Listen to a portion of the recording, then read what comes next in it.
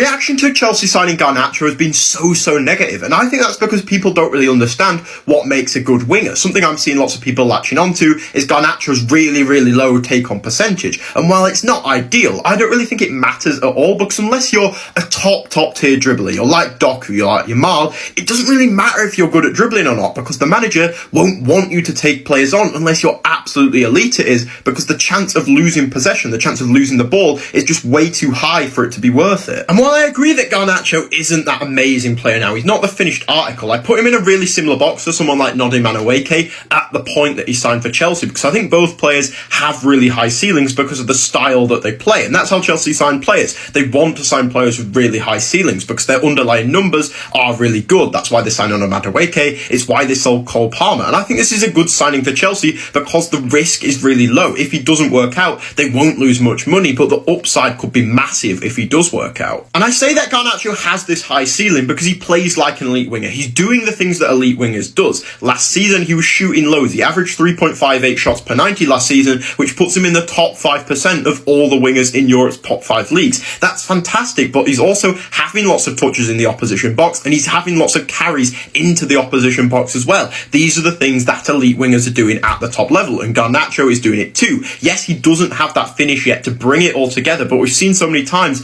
players just click and then it all works. Brandon Mbeumo, when he arrived at Brentford, could not finish. Now he's an elite finisher, and I could really see that all clicking with Garnacho and him going from here to here really quickly. TBL made a really good point about Garnacho as well in his video, and if you don't go and follow him, especially if you're a Chelsea fan, definitely go and do, because he's one of my favourite creators. But he made the point about Garnacho's profile. All of Chelsea's attackers now want the ball to feet in the pockets. You know, Palmer does, Esteval does, Gittins does. They all want to play in the same way, whereas Garnacho's always moving, whether that's vertically, he wants the ball into space for him to run onto in behind, whether that's horizontal, he wants the ball into space. He doesn't like receiving to feet, and that could help them break down more rigid structures like we saw against Crystal Palace. They really struggled to break that down, but with someone like Garnacho, a mover in there, it would allow them to find new angles, new passing lanes that maybe you don't get with guys like Palmer, which is another reason why he's a really good signing. But ultimately, I think it's a great signing just because the risk is so low, but the positives could be so high.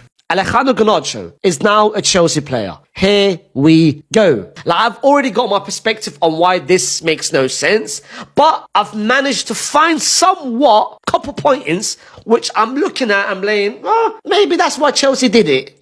Maybe. All right, listen. Alejandro Garnacho, let me find some good points about him, why Chelsea would even look at this. Enzo Maresca, Todd Bowley, the management of Chelsea, why they would look at this and say, you know what, let's do it. The first point that I can think of, he's young. Second point I can think of, whether he falls into the category, which he kind of does, he's proven, I guess. So he's played in the Premier League, he knows the Premier League, he's experienced the Premier League, he knows the weather of the Premier League, the taste of the Premier League, the grass of every stadium. I guess that's a point, I guess so. Third point is he got 10 goals last season across all competition and the year before in a very bad United team, which I guess means something. Then he is Argentina international. I'm just trying to think of something here. And last but not least, he's 40 million. If you really deep it, in today's market where bums are going for more, like Otara is going to Brentford for 45 million. Like, if you deep it, 40 million with a comparison of how everyone is going for,